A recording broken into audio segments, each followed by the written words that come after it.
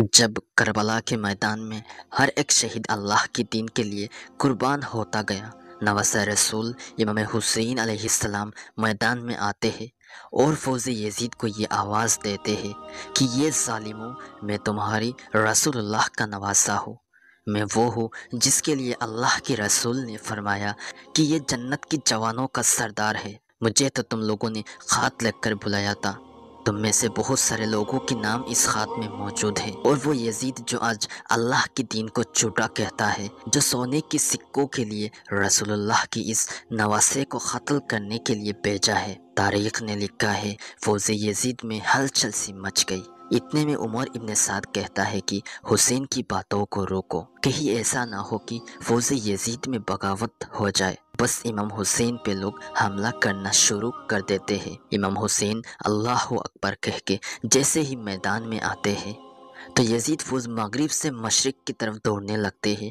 اور مشرق سے مغرب کی طرف دوڑنے لگتے ہیں۔ فوج یزید میں ایسے آتنک مچ گئی کہ ان کی سپاہی کربلا کے میدان سے کوفے تک پہنچ گئے تھے۔ عمر ابن سعد کہتا ہے کہ یہ علی کا شعر ہے، اس کو قتل کرنا مشکل ہے، جاؤ ان کی خیموں کو آگ لگاؤ۔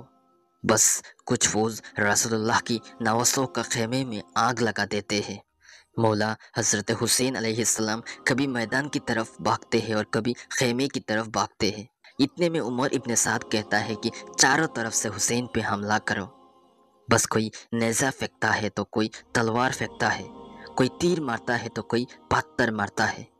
تاریخ نے لکھا ہے جس کے پاس مرنے کے لیے کچھ نہیں تھا، وہ کربلا کی گرم زمین سے مٹی اٹھا کر حضرت امام حسین کی طرف پھینکتا رہا، اور اتنے میں آواز غائب آتے ہیں، اے حسین تیرا اللہ تجھ سے راضی ہوا۔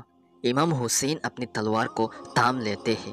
تاریخ نے لکھا ہے آپ کے جسم مبارک پہ اتنا تیر تھا کہ آپ کے جسم مبارک تک نظر نہیں آ رہا تھا، اور اتنے میں ایک ظالم آپ کی سر پر تلوار مارتا ہے، آپ گھوڑے سے زمین میں گر جاتے ہیں اور اپنی سر سجدے میں رکھتے ہیں، اللہ کا ذکر کرتے ہیں۔ فوج یزید کی کچھ سپاہی جیسے ہی امام حسین کو سجدے میں دیکھتے ہیں، چاہتے ہیں حسین کا سر کاٹ لے، لیکن جو امام حسین کی سر کاٹنے کے لیے آ رہا تھا، امام حسین کے چہرے میں ان کو رسول اللہ کی چہرہ نظر آیا تھا۔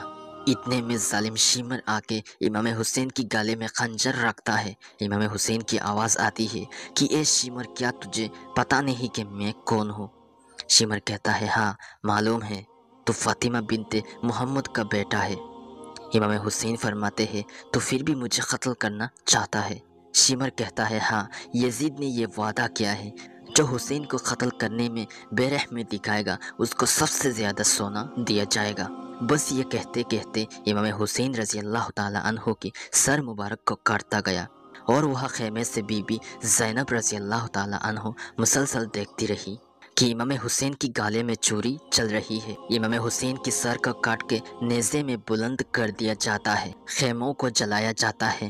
اہل رسول کے سارے وارث ایک دوسرے کی حالت دیکھ کر رسول اللہ کے دربار میں فریاد کرتے ہیں۔ اتنے میں عمر ابن سعد کہتا ہے وہ عرب کی گھوڑے جو لاشوں کو پامال کرنے کے لیے استعمال کیا جاتا ہے، ان کو تیار کرو۔ عمر ابن سعد اعلان کرتا ہے کہ سب کے لاشیں اکٹھا کرو۔ جیسے ہی سپاہی علی اکبر کی لاش کے پاس آتے ہیں تو بیبیوں کی طرف سے ایک آواز آتی ہے، ان کی ماں ہماری قبیلے سے ہے، ان کی لاش کو ہم پامال کرنے نہیں دیں گے۔ جیسے ہی عباس کی لاش کے قریب آتے ہیں تو بیوی ام الفنین کہتی ہے، ان کی ماں ہماری قبیلے سے ہے، ان کی لاش کو ہم پامال کرنے نہیں دیں گے۔